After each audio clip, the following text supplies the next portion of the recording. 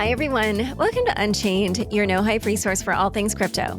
I'm your host, Laura Shin, a journalist with over 2 decades of experience. I started covering crypto 5 years ago, and as a senior editor at Forbes, was the first mainstream media reporter to cover cryptocurrency full-time. Subscribe to Unchained on YouTube, where you can watch the videos of me and my guests. Go to youtube.com/c/Unchained podcast and subscribe today. 1inch Exchange is DeFi's leading DEX aggregator that discovers the best trade practices across all DEXs. 1inch was launched in May 2019 by 2 white hat hackers at ETH Global's ETH New York hackathon. 1inch has reached almost $7 billion in overall volume in just over a year. Crypto.com, the crypto super app that lets you buy, earn, and spend crypto, all in one place. Earn up to 8.5% per year on your BTC and more than 20 other coins. Download the Crypto.com app now to find out how much you could be earning. Today's guest is Marguerite deCourcelle, co-founder and CEO of Blockade Games. Welcome, Marguerite. Hey, Laura. Thank you for having me. So you've had a pretty long history in crypto, and there's been a lot of things you've done. It's really fascinating. Tell us that story and how you got into this whole space. So this story starts a long time ago in 2013 when I was actually really into gaming. So I had these amazing gaming GPUs. And at the time, the person I was with was in the military, and they were in network. They were a network engineer. So they discovered Bitcoin around this time. And at this time, we could still use our GPUs for mining Bitcoin. So we made a few rigs. We participated in the race for the GPU battle that happened. But right on the other side of that was the ASICs race for the best ASICs and setting up those rigs. So we took our fun backgrounds of building computers and gaming and participated in the mining, early days of mining, which is when script coins really came about, like Litecoin, things like that. And started participating in the culture, I guess, of what we call today now crypto Twitter and that community. From there, though, my actual background was fine art. So I had been a curator and gallery director for over 5 years prior to mining the cryptocurrencies. And so I started to try to think about what is a distributed system? What are these decentralized networks? How do they work? What is a Bitcoin? Because it was a pretty abstract idea when you're being challenged with what is money. And I started following Andreas Antonopoulos early on. I pulled people onto these different, similar to what we're doing right now, onto podcasts or shows and just asked them a bunch of questions because as a creative, I was really curious about what does it mean that these computers are essentially racing to solve these cryptographic puzzles. And when they do, one of them unlocks a Bitcoin reward, and that is money. And everybody on the network, all the computers agree that that is money, and they check it, and then they track. So that was fascinating. So I started actually making artworks, first portraits of people in this space that I thought were interesting, and participating for different publications like Bitcoin Magazine. And then eventually I found myself starting to encode information into these portraits. First, it happened with Andreas Antonopoulos. I started using zeros and ones. And then I realized, those zeros and ones could mean something. So the next one I did was of Amir Takai and Cody Wilson, which was my very first crypto puzzle. And it was themed dark wallet because it was a project at the time of this idea of using a wallet to mix Bitcoin for more anonymity. And when I was making it, I realized, I should definitely hide something because of the theme. And when I posted this on Bitcoin Talk, I had no idea how viral it was going to go. It became one of the most viral threads on Bitcoin Talk in 2014. And I was kind of like, what did I do? First, we had set up a few phases of this, what I call a puzzle trail. So one step leads to the next step, and you uncover pieces as you go. And it was all across the internet. We even hid information on different wiki sites. I had to go and convince moderators of these wikis to let me hide this information there. And anyways, there were different events along that first trail, such as a Minecraft server, where all of a sudden these characters from Bitcoin Talk and Crypto Twitter were coming on board to this Minecraft server we're hosting that was a part of this whole puzzle trail. It was just my first real experience and deep dive into the crypto community from this creative angle, and it blew me away because I was not really your technical, cryptographer. I'm not going to be contributing to our ecosystem in that way, but the playfulness that we unlocked in that first puzzle blew me away. And it led to basically 6 years of that type of work for different projects, helping people educate their communities as a tool for community building. It also, that type of crypto puzzle work attracts talent, dev talent, which makes sense if you think about some of these different processes to uncover talent. Like, the CIA, we joke, they put out puzzles, cryptographic puzzles, and, people that can crack them are deemed like as maybe suitable for, it's like as a way to recruit essentially. I've found so many amazing developers. So naturally, over those past 6 years, our projects became more ambitious, we were pretty much making full-fledged games. So it was in 2017, end of 2017, that artists I had been working with, artists that were better than myself and faster that I had found along the way, and then developers that were brilliant, that we decided as the cryptocurrency markets, they started to rise. We had the Bitcoin bull run. One of my most famous pieces had been unsolved for 3 years. It had 5 Bitcoin in the prize. We are at this place in our history, our Bitcoin history, where we decided it was time to do something more ambitious and more serious. So we founded Blockade Games.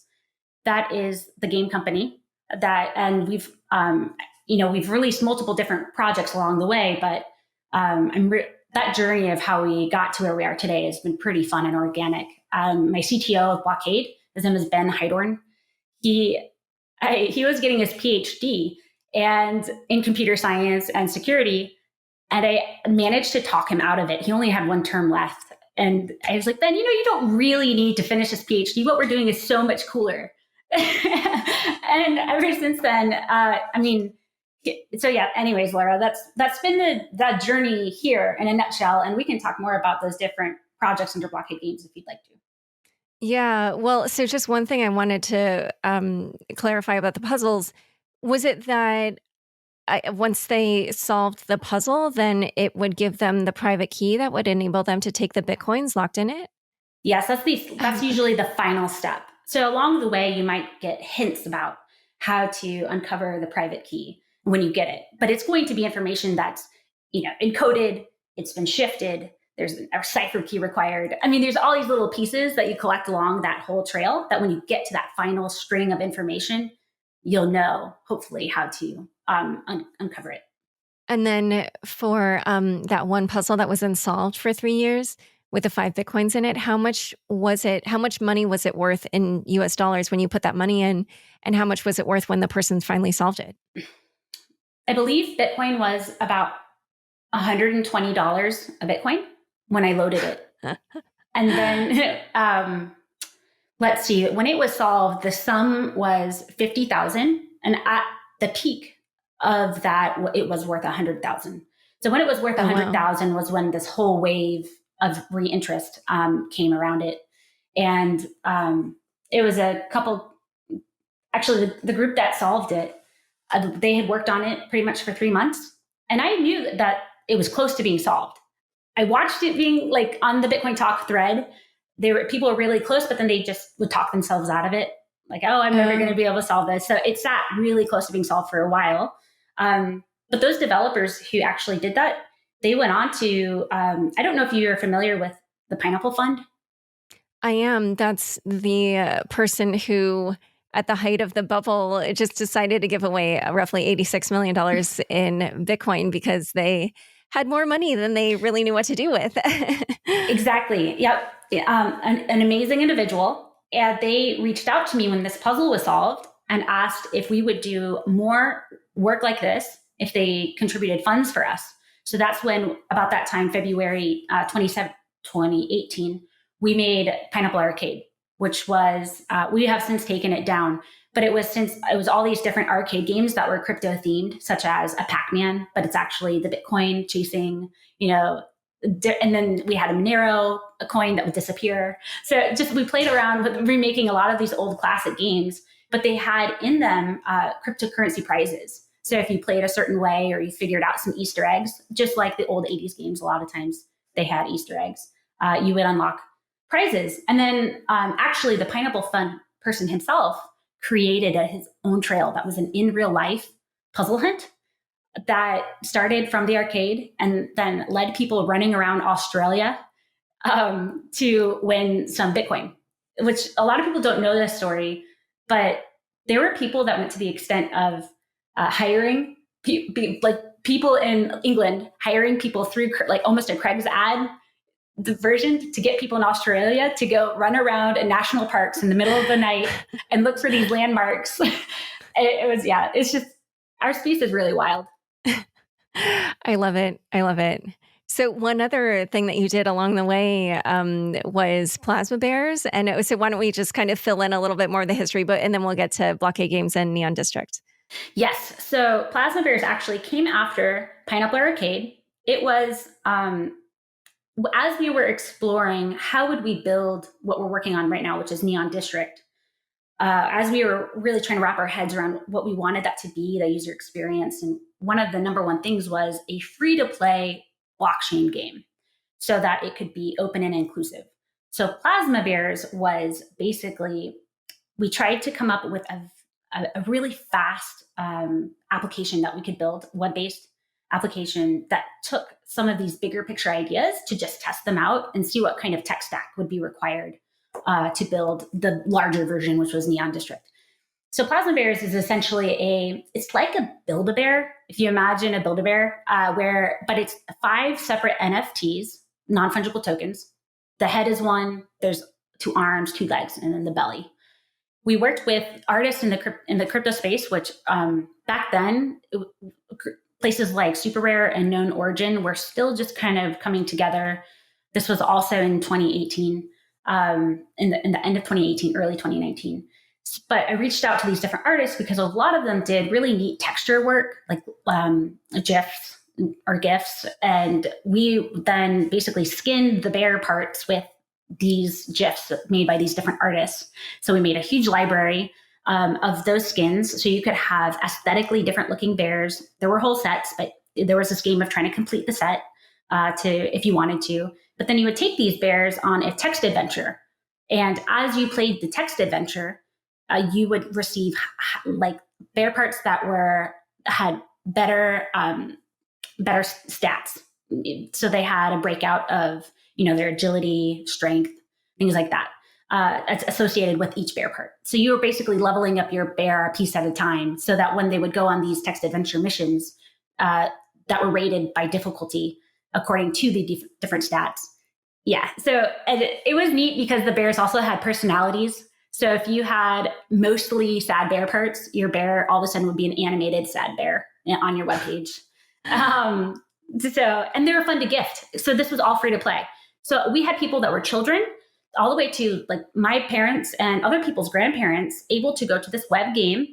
It was on, at the time, what was called Loom Network, which was an Ethereum layer 2 network, which is no longer around anymore. But it allowed players, because it was so cheap and we could just take care of everything on the back end, we could control, run the nodes. It was somewhat centralized. Like you wouldn't think of this as a financial network. This was a playful exploration. So anyways, it was so cool to have people playing and not cost anything and sending bears across social media. So you could drop a claim link to a bear on Twitter and someone could click it.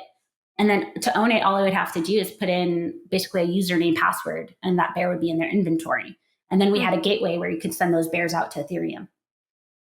Interesting. So, this is like really fun and fascinating. It just sounds, like a fun thing that anyone could do.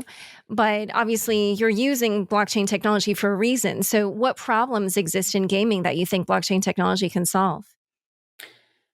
So for my own gaming experience, I have multiple times gone through the process of what's called grinding, which is where you're playing these games and you're trying to get to, let's say, level 20. And once you do, maybe you realize the characters that you were developing along the way aren't the ones you actually wanted. This is something you would see in World of Warcraft, something like World of the Tanks, a lot of open world games. And that's frustrating and you get burned out. So players go through something called burnout. And I felt like blockchain opened up this opportunity from our experience with crypto puzzles and seeing people feeling incentivized for the treasure hunt, that digital treasure hunt experience to unlock something valuable. I felt like we were in a place where the actual journey itself could be the process of creating the value. And therefore, when you leave, you're leaving with that value with you. So while people would tell me the crypto puzzles, they felt like, well, even though I didn't win, at least I learned something. That's like, I guess, a positive way to look at it. But in this case, you could learn something and also have almost memorabilia from, it's like having swag from the experience, there's people that have played Neopets, and there's a game called Neopets. And they talk about how, if I still had my Neopet today, that would have such sentimental value to me. Mm-hmm. So these are basically digital goods, and your game assets being digital goods. And as a space, as a content creator space, we are unlocking currently what is possible with digital goods and digital durable goods. So there's this time, money investment problem that blockchain games are exploring. And then there's also, as we're talking about that Web 2 content and Web 3 ownership and trying to close the gap between the two, what we're finding is we have unlocked basically a new type of development ecosystem for creatives, essentially. So while we have the financial markets and cryptocurrency for fungible assets, being able to have uniquely identifiable, dynamic, and now, like, even with interactive, as we're exploring interactive non-fungible tokens, and we're starting to use programs as NFTs, that the space is evolving so rapidly, I guess, that this developer playground and content creator playground that we're co-developing together is fascinating. So I think as any content creator could probably speak to the problem of creating something virtual or digital and it not feeling like you're capturing the value of being able to sell it historically. And now we're at a place where artists are just basically flooding into our space because of this new opportunity. Interesting. Yeah, I totally understand that as a creative myself. So why don't we then now talk about your company, Blockade Games? What are you doing? So we're using the idea of, I'll speak more specifically to Neon District in a second, but when we think of digital goods, I think of how they still require some sort of bridge to interact with them. The game is that tool. So we're basically creating a platform in which users can take their assets that they own and have a way to interact with them and develop them, craft them, and bring them into, make them their own, essentially. And so, like, the game is that tool to bridge the gap in my mind between the content creation Web 2 and the ownership of Web 3.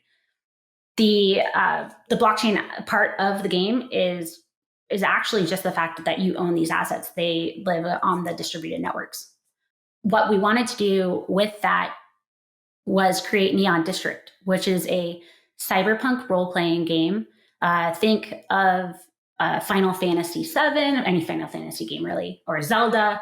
These games are immersive storytelling, very, very rich in storytelling about the hero's journey, character development. So role-playing game from, you think of Dungeons and Dragons or a lot of board games where you have a dungeon master that sits at the table with you.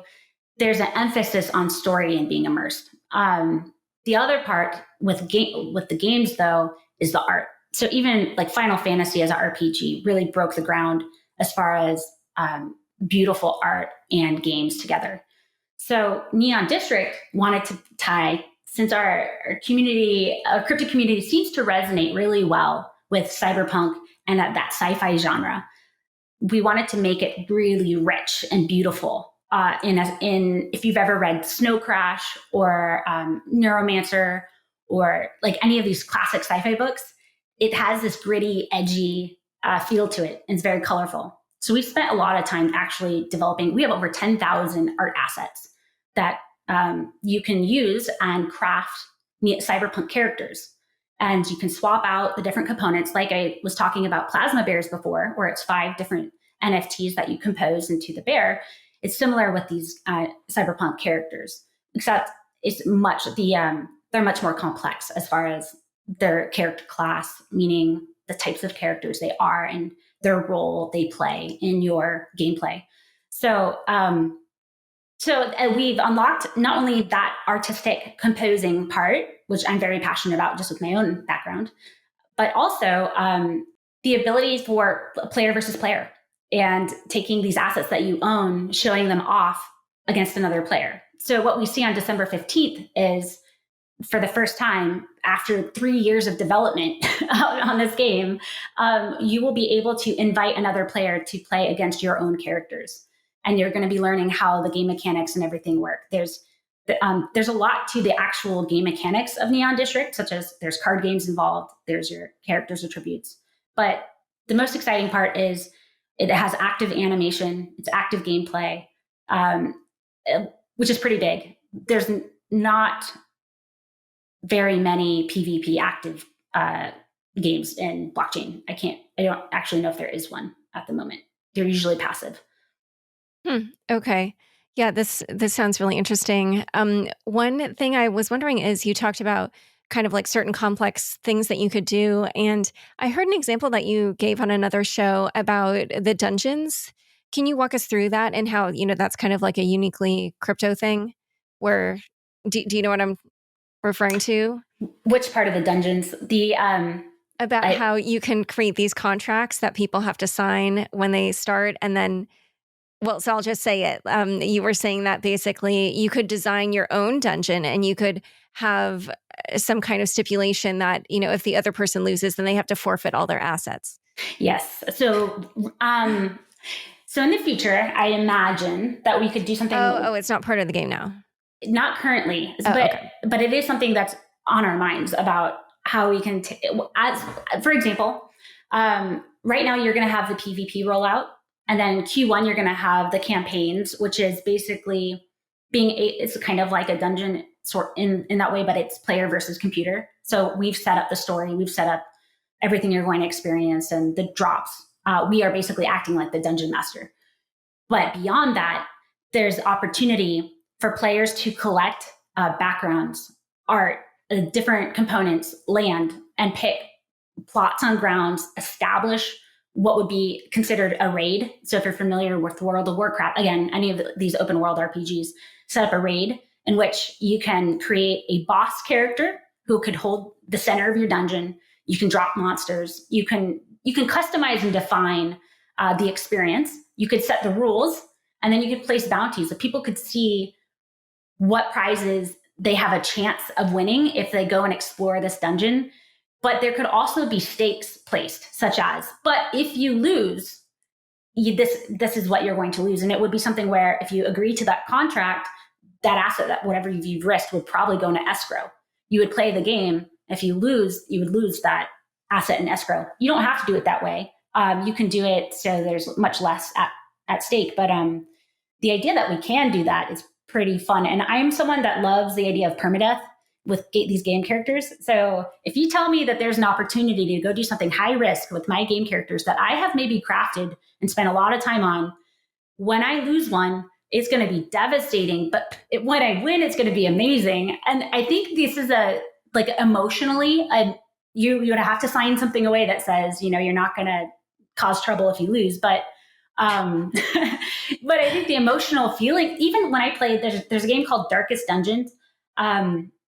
And it has characters that's almost similar, where you send them on dungeon quests like this, and they're emotional, so they go crazy, and you have to keep them sane and healthy. Otherwise, they start to perform badly in the dungeons, and sometimes they even hurt each other. Or there's all these little things about their psychology. But anyways, they die, and when they die, it could have been a character that you've been taking care of for a long time, and you have rehabilitated multiple times. It's just devastating. And I imagine, because we haven't done this yet, but I imagine it's going to have a similar feeling. So yeah, there's a lot of opportunity for players to, like I said, the game works as this tool layer for us to give you something that becomes an interactive playfield. And there are some other new behaviors in gaming that I think non-fungible tokens or crypto collectibles are enabling in Neon District. Like I've also heard you talk about farming there. How are you using that? Yes. So the farming with, there's two different ways that this could happen. One is in-game, where you could, while you're actively playing the game, you could be accruing different cryptocurrencies or different NFTs unlocking as a reward for your gameplay. There's also the idea of so recently I launched a token, a personal creator token called Coin, as a way to interact more with my developer community and my content creator community. And if you, for example, were to stake a game character, maybe it's a high level game character, and you're staking it, it could have a chance of having a nice yield on Coin or some of these other, there's another token called Cred, which is basically the underground street cred currency of my community. There's a lot of playfulness that we can have where you can play, because it's not all locked into one application. We can take these assets and yes, we have an 1155 non-fungible token farm. We have 721 farms.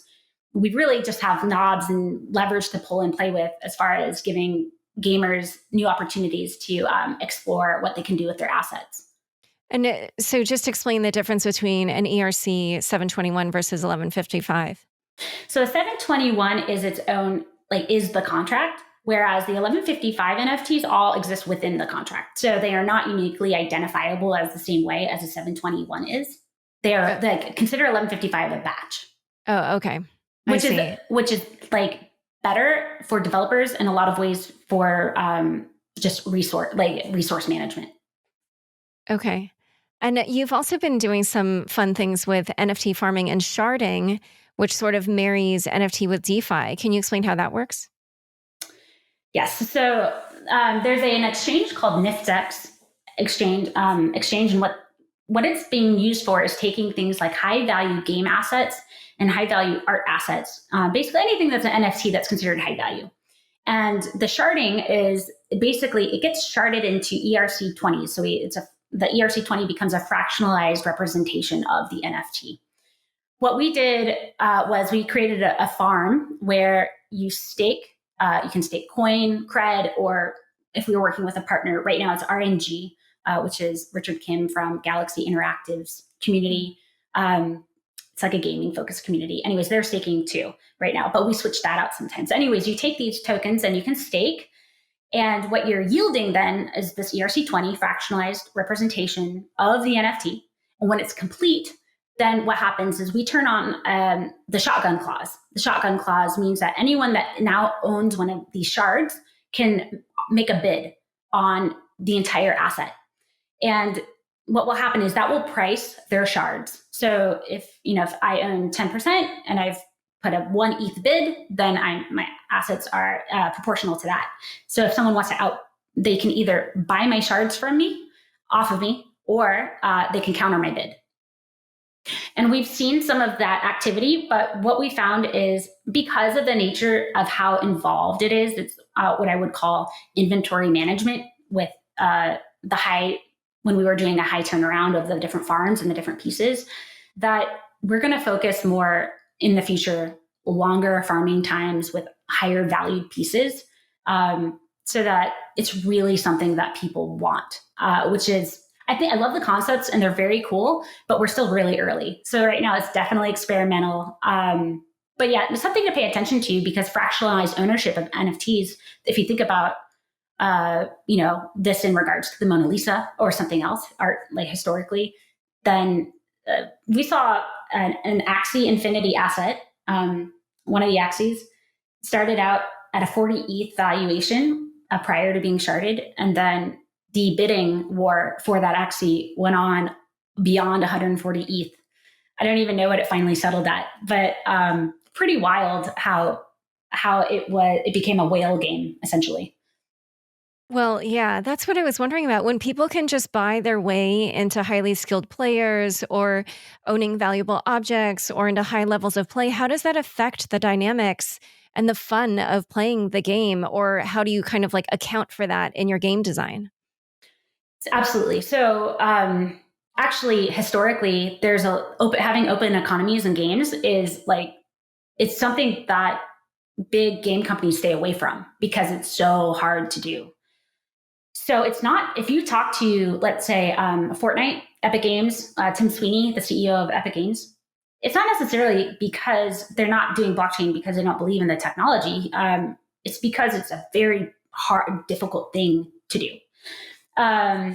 So yes, like we saw, I think it was Doom 3, Diablo 3 had an open economy and it destroyed. All the whales bought all the high valued assets, and then the game was no fun for anybody. So is the auction house. It's something that a lot of people point to when they say this does not work. But if you take something like Magic the Gathering, for example, which is a lot of the backbone of Nian District is inspiration, is card game meets RPG. So in Magic the Gathering, for example, you can have a high value card, but if you don't know when to play that card at the right time, it doesn't really matter that it's valuable. I mean, it can be valuable for lots of different reasons, for the art, for the edition that it was a part of historically, that it was owned by a pro player at one point and won in a certain tournament. So there's different reasons why something can be valuable. And then the when to play so basically imagine like a sledgehammer, and a sledgehammer is going to be very powerful and decimate your opponent. Okay. But let's say what you actually need is a screwdriver, a certain type of screwdriver, and you have to use it at a precise moment. Now that is a lot harder, and you have to be smart and thinking ahead and have the ability to use that asset at the right time. That's the difference in the different style, like how you design the game. It's called a wide game design versus a vertical game design. So the vertical game design is basically a power ladder to become the most powerful, whereas the power is distributed in Neon District across a wide. It's a wide design. Okay, yeah. So I guess even if you could buy some of the fancy players or objects or whatever, if you don't use it well, then you're just going to have wasted your money because you'll lose it right away. Yeah. Well, you won't understand how to use it, and you won't be able to recognize it's the strategy and the mechanics of the game. It's like chess, right? Like it's basically like chess on steroids. Is how like strategic the game is. Okay. All right. So in a moment, we're going to talk a little bit more about how games can use blockchain technology and also turn to more on how all this can affect creators. But first, a quick word from the sponsors who make this show possible. Crypto.com, the crypto super app that lets you buy, earn, and spend crypto all in one place. Earn up to 8.5% per year on your BTC. Download the Crypto.com app now to see the interest rates you could be earning on BTC and more than 20 other coins. Once in the app, you can apply for the Crypto.com Metal Card, which pays you up to 8% cash back instantly. Reserve yours now in the Crypto.com app. 1inch is a decentralized exchange aggregator that sources liquidity from the top DEXs and liquidity sources to save users money and time on swaps. 1inch is capable of finding the best possible trading paths and splitting them among multiple market depths. Recently, the 1inch team unveiled 1inch version 2. The main highlights of V2 are Pathfinder, an API that contains a new discovery and routing algorithm, and a new intuitive, user-friendly UI. The V2 improvements ensure the best rates on swaps while dramatically cutting response time. Back to my conversation with Marguerite deCourcelle. So one other thing that I've heard you mention about how blockchain technology could be used in video games is for big decentralized profiles. What does that mean in gaming? Like, why would a decentralized profile be so powerful? So this is something that actual game companies are really interested in. I know firsthand that, for example, Epic Games has slots that they basically have slots for different user identities that they're placeholding right now. And so this distributed network of decentralized identities, taking that off of the game companies as far as being in charge or like being responsible for user identity is a big deal. It means that we can allow players to opt in to things they want to be targeted for that's outside of the game company. So, and the game companies can pay attention to that information that users are sharing. And so for privacy reasons, this allows us to interact better with our users that want us to interact with them. So if I am a certain type of gamer, I'm playing these games, I'm sharing this information, I'm a social influencer, I can select that I'm a social influencer. I can put in and like verify across my different social influencing accounts. The game companies can see this information. They can see what I like to do, what I'm playing with blockchain assets.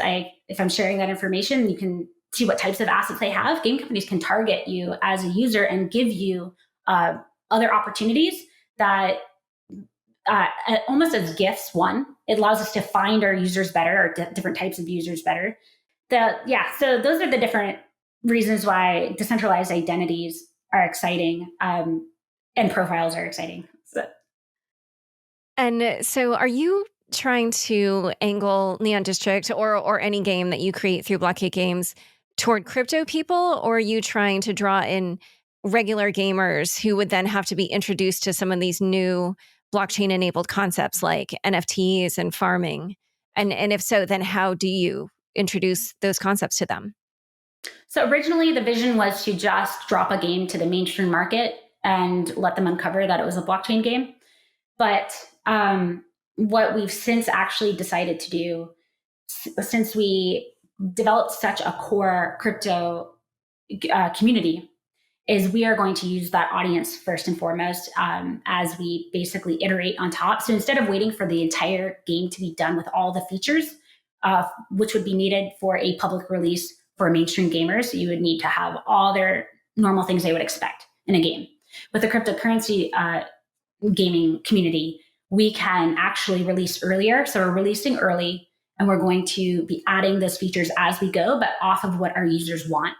So the goal is to still end with a game that the mainstream user doesn't need to realize that it's a blockchain game.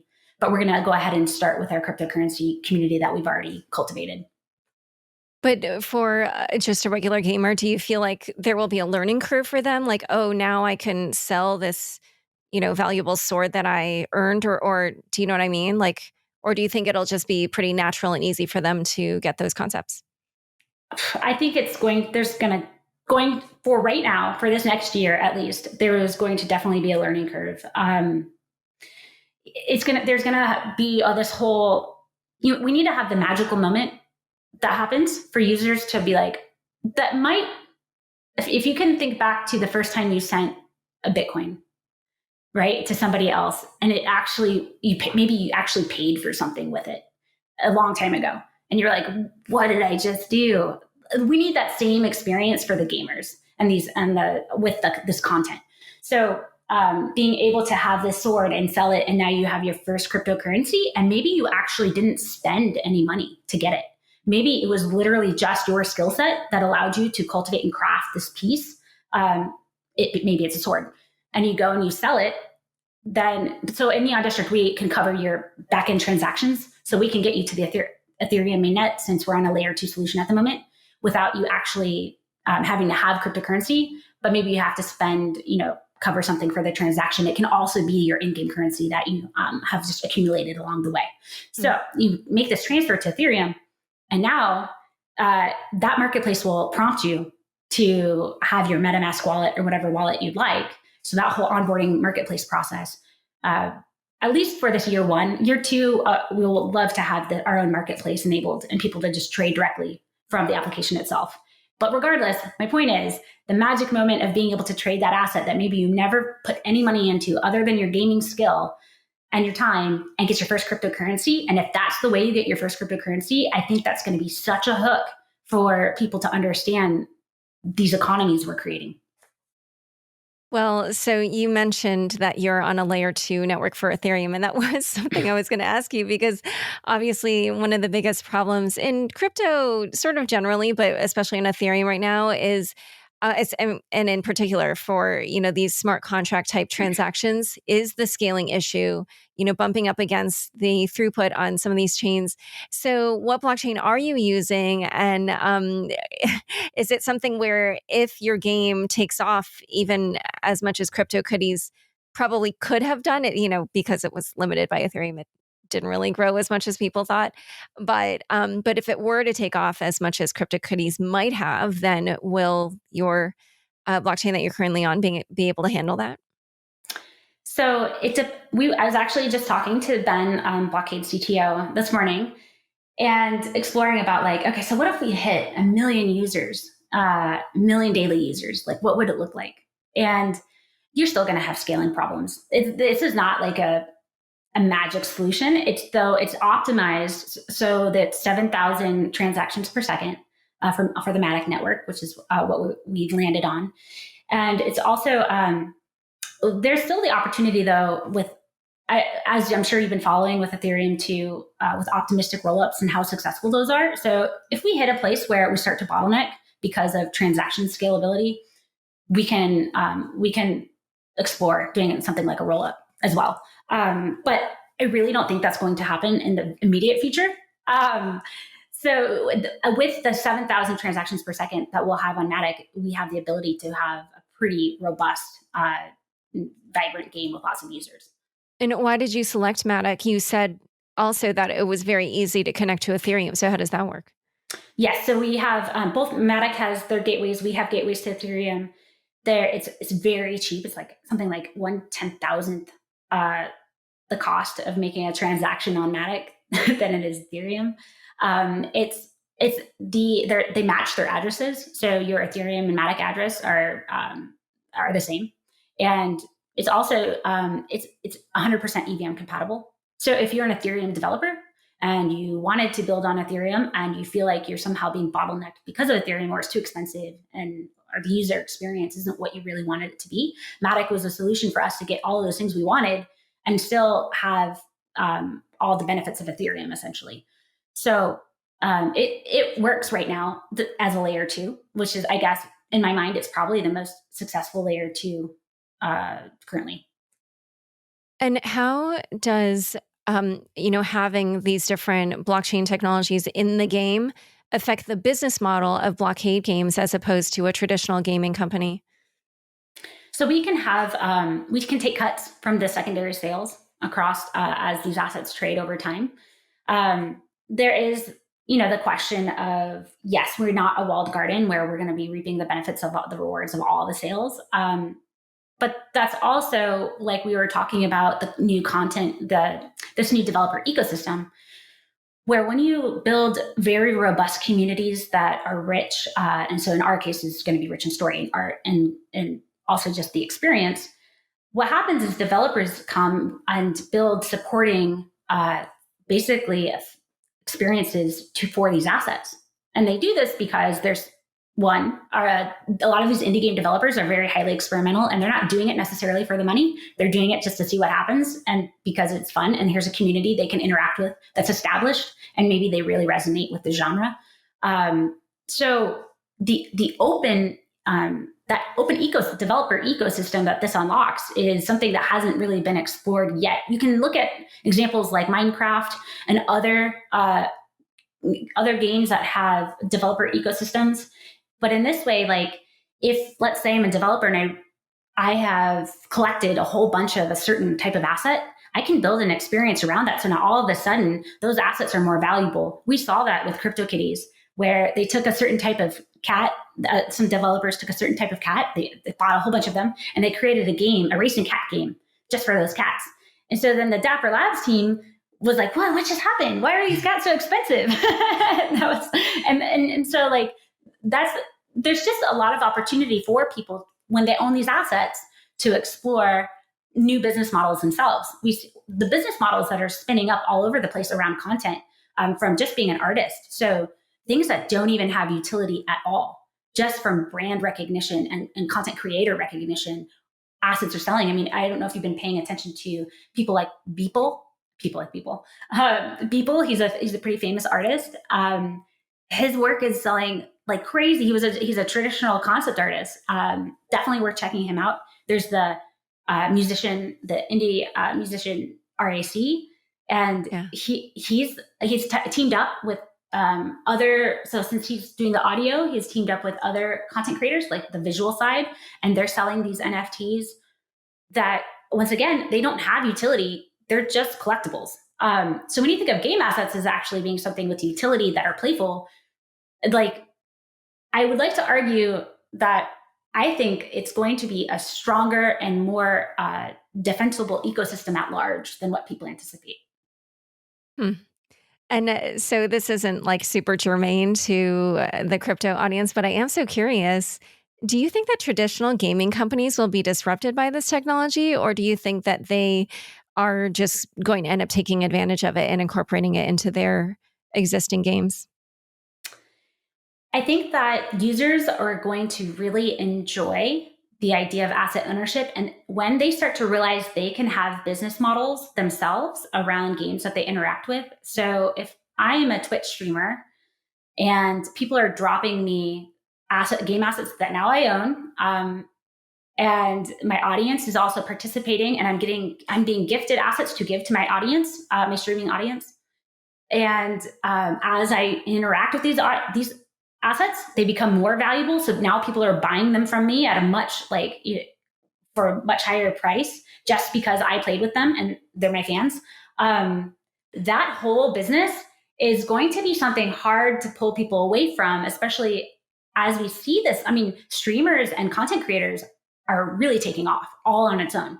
So you add that additional Web3 ownership component to it, and it's going to be. I think we're just going to have so many fun, creative indie developers coming over and collaborating with these content creators that game companies will have to come up with some sort of strategy. And it might not be blockchain, but it might be something that feels or looks like blockchain, some sort of user experience that mimics it, to keep people interested in staying over where they are. But yeah, when people are making money and becoming more successful for doing exactly what they already were doing already, that's where I see the blockchain space really taking off. Yeah, it's something that I'm really excited about. And you're actually already taking advantage of this a little bit. You're an artist or more generally a creative person. And that's a group of entrepreneurs that traditionally have gotten the short end of the stick when it comes to traditional content distribution models. So, what problems in content creation business models do you think blockchain technology could solve? And how are you already kind of trying to do that with your social token coin? Yes, right. So actually, that like you were talking about, when I first got into this space as an artist, man, I was shipping artwork around the world, paying for shipping it, competing to get into these galleries, which would then take 50% of the cut of my art. Mm. I was not enough for it to be a viable livelihood where I could support myself. As we're seeing artists come into our space and support themselves, and granted, it's going to, I'm sure, get harder to be seen or recognized as it becomes more populated. But the fact that we have the tools and people to capture the value of direct sales like this to consumers right across the internet, using the blockchain, and these assets and asset ownership, that to me it's so powerful. And we're just unlocking, we're just seeing these artists and the artist markets really take off. It was funny to me because I feel like this was something that was apparent a few years ago, but somehow the wider cryptocurrency and Ethereum communities they almost had blinders onto it. But now it's actually becoming mainstream popular, and cool. So there's a coolness factor that's happening too. But so anyways, the social token, or the creator token with coin, as I've built a fan base since the beginning with doing the crypto puzzles. And, I tend to, people call me a people collector because I find talent and I pull them in and I keep them close. And so I have a lot of artists, a lot of developers that I think are awesome. And from there, they bring in others that we all think are awesome. So it becomes this big family essentially. And we called, so my token coin is actually a part of what we call Coins Eden, and it's a syndicate within Neon District. So I have declared myself the boss of the syndicate, and I established the token economics so that I was the boss and I'm the largest holder of the token, and I get to say what happens at the end of the day. But and then there's this whole hierarchy of the syndicate, and you can work your way up through having more coin, to have different roles, and those roles we will apply different functions as Neon District evolves the game. But the idea is that we potentially will have multiple syndicates and people could come in and stake a syndicate. And with there's something called collab.land, which interacts with Discord. So it reads the tokens that are in my wallet, my coin, or it could read any of the tokens I have. But in this case, in my Discord, it's coin. and people are automated into these different roles that are private. So no, they're not accessible to anyone that's not basically a part of the syndicate. This is the community I go to when I'm doing something crazy, like I want to start a new farm, and these are the mechanics I'm thinking of. I just, very rawly drop those ideas to these folks, and we brainstorm. We all decide what makes sense, doesn't make sense for our community at large. And from there, I'm actually able to take coin and for developers, like there's this project called Beyond NFT, which is a project focusing on developing interactive NFTs, which I'm really excited about. So we will support that development with coin. The idea is that as we just target where our funding goes, we bring that value directly back into the community by interacting and playing with it. So, for example, we just made on the side of Neon District development. I always got really into chess. I've always loved chess, but with the Queen's Gambit happened, and it clicked to me that this is a perfect game for the Ethereum ecosystem to play with. If as far as being able to make chess pieces, defining, since now NFTs support web files, 3D objects. So we make these 3D objects. We set basically what was needed, the specifications of those chess pieces for an artist. Then we also set the specifications, what would be needed for a chess web game. We put bounties on that game development. We are actively developing chess pieces. Other people now are sending me messages of the chess pieces they're developing. And this idea that we can have chess wars with different assets from boards that could also be NFTs, environments that could be NFTs, different types and variations of chess games. Anyways, going on a tangent here, but talking about, I guess, cultivating interesting activities that where developers can shine, content creators can shine, artists can make now basically these 3D sculptures and paint them, texturize them however they like, and it has immediate utility. So I was talking about before how all this high-end value art is selling, but there's no utility. But when we make things that are universally have utility, it adds this playfulness that allows us all to interact with each other, which anybody in this space knows that we are obsessed with our community. Like across crypto Twitter, even just the developer space, content creator space, we are very social. So bridging that social into some sort of fun gameplay is going to be really neat. Anyways, Laura, I don't want to keep rambling. Well, one thing that wasn't clear to me, so when people buy these different 3D chess pieces and stuff, then where do they use them? Is it just like a specific blockchain chess game that they can use them in, or can they take them how does that work? So basically any developer that supports the files, the objects, and designs a version of the game, all of them are supported in these various games. So there's a lot of, we put bounties for that development. I know 2 groups that are actively developing games currently, and how they monetize it, that can go a few different ways. They can issue their own chess pieces as part of it, or they can also maybe take a fee for when 2 people decide to go PvP. Okay. And so just to go back to coin, what is it that people do with coin, and, how do they earn it, or how did you release it? And you did talk a little bit earlier about how that's then connected to yet another coin called Cred. But if you could just go over again, what the difference is between the two and how people earn these. So the reason I launched coin was actually earlier this year when COVID hit. We had been fundraising for about 6 months, and it became apparent that it was going to become a different landscape for fundraising for a while, and we didn't know how long. So actually, Blockade we got lean and we started bootstrapping from that point forward to get to actually where we are right now with our launch date. But in the meantime, we decided, okay, we need to really lean on our developer friends, our community, our fans to help us get over the finish line. So launching Coin was a way to bridge again. So I had, I guess, previously been straight out of the community. My projects had always been just collaborative with the community side by side.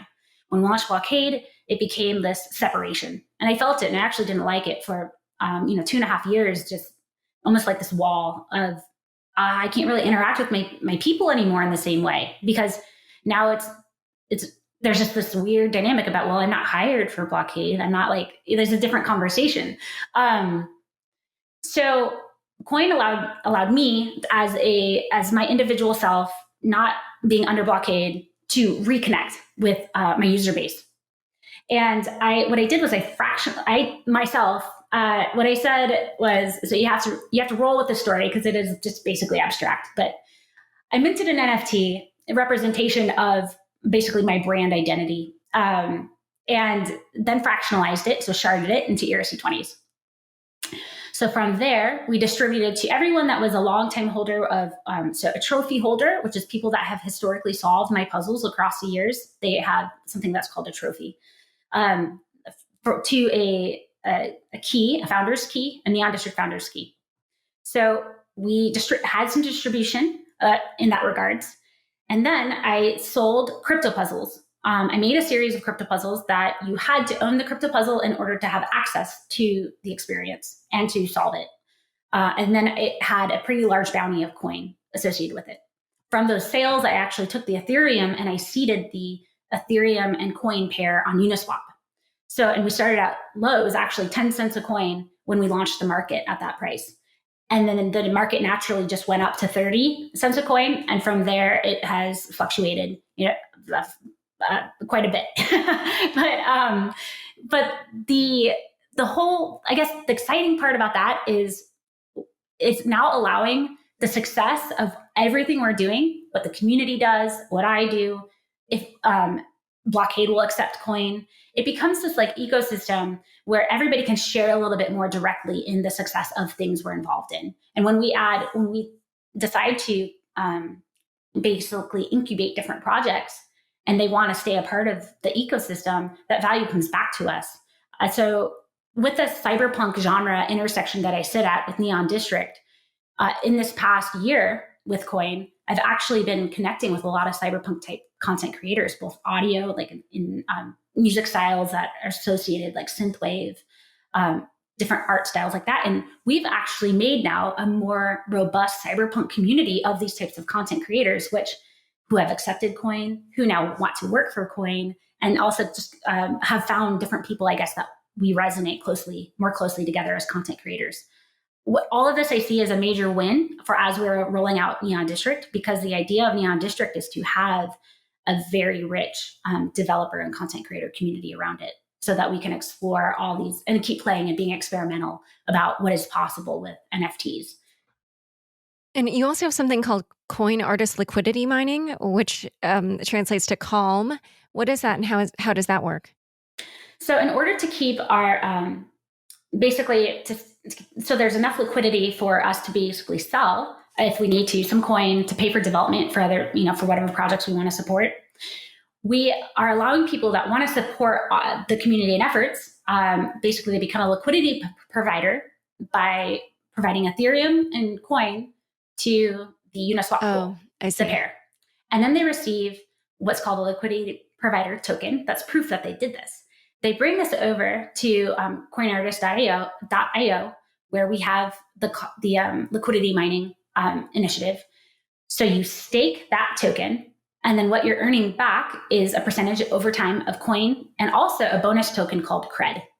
So cred is this currency that basically is proof that you have contributed to the viability of the coin ecosystem.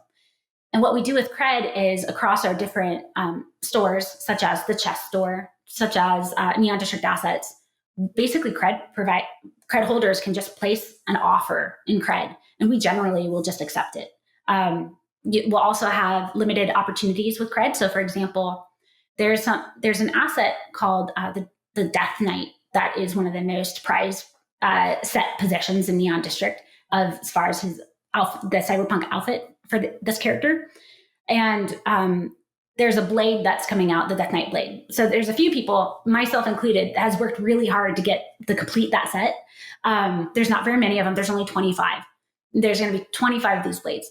And we're talking about allowing there to be an auction using cred as the way in which you can. So one will be like the loot box option to get, which is a random chance of getting this blade, but then also an opportunity for cred holders to have the opportunity to make bids on the blade. And the only reason you would have cred, it's not listed anywhere. The only way you could get it is from being an ecosystem, someone that has helped the ecosystem through the liquidity mining.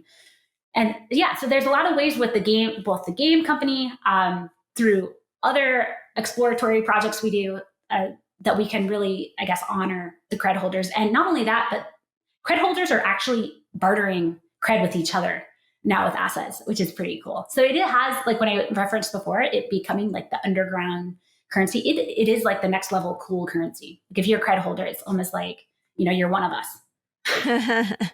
I love it. I love it. The in-group.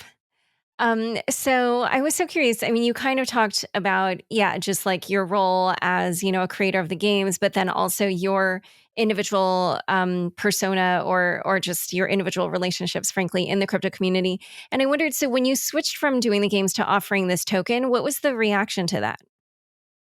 When I switch, you mean like alongside doing the games? Well, not switched, but like, when you introduced this new social token, what was the reaction to that? A lot of people were excited. Well, so I was exploring with the whole social influencer space in general, because I personally don't really want to be a social, this is a lot of work to be a social influencer, and I don't really want to be one. But what I see is that there's such an opportunity for new businesses there, business models around having a creator token, social token, and being a social influencer.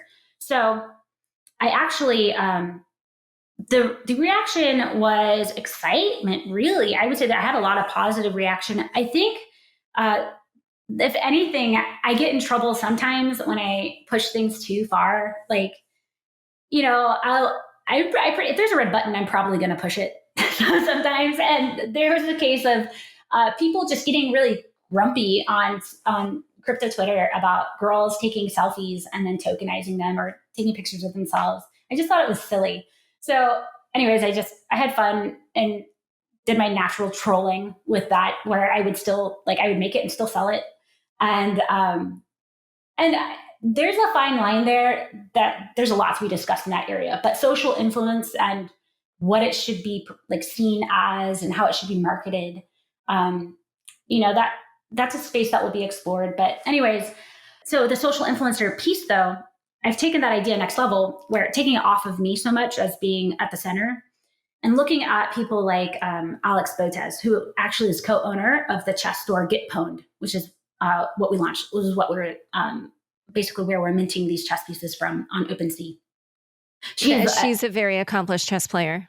Yes, she's incredibly talented, both at chess and actually also engaging and entertaining.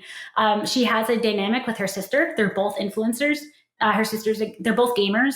And then they also do these intense chess matches. And she's a great educator. So what people don't understand with a lot of these social influencers is that they are like educators, entertainers, just all these things all at once.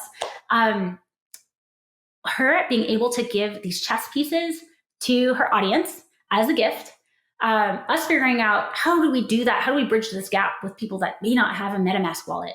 So we're exploring those ideas, but also when she can actually play against other people with these 3D objects, when we have the games developed and we can do giveaways afterwards with these pieces that were played with, we're going to be starting to really explore some of the ideas I'm very excited about and I think is the future.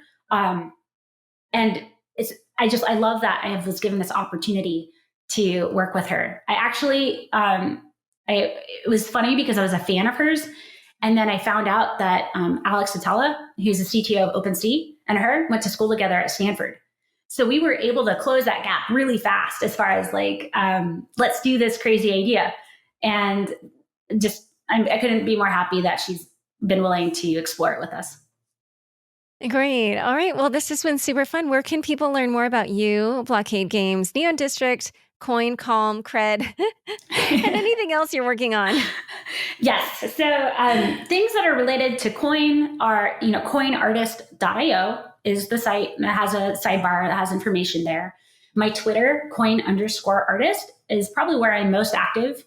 The Neon District account is Neon District RPG. That's the Twitter account. In the bio there's the link to the Discord. The Discord is where we do all of our community interactions, and that's where Coins Eden lives as well. So if you ever become a coin holder, you'll have access then to the private syndicate as long as you have 5 coin.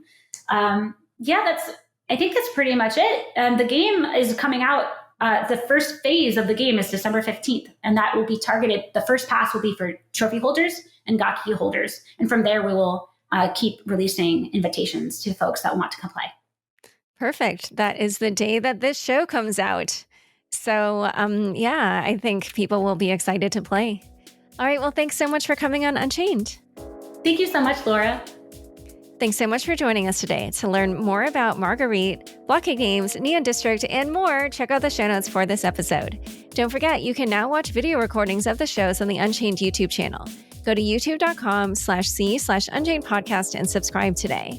Unchained is produced by me, Laura Shin, with help from Anthony Yoon, Daniel Nuss, Bossy Baker, Shashank, and the team at CLK Transcription. Thanks for listening.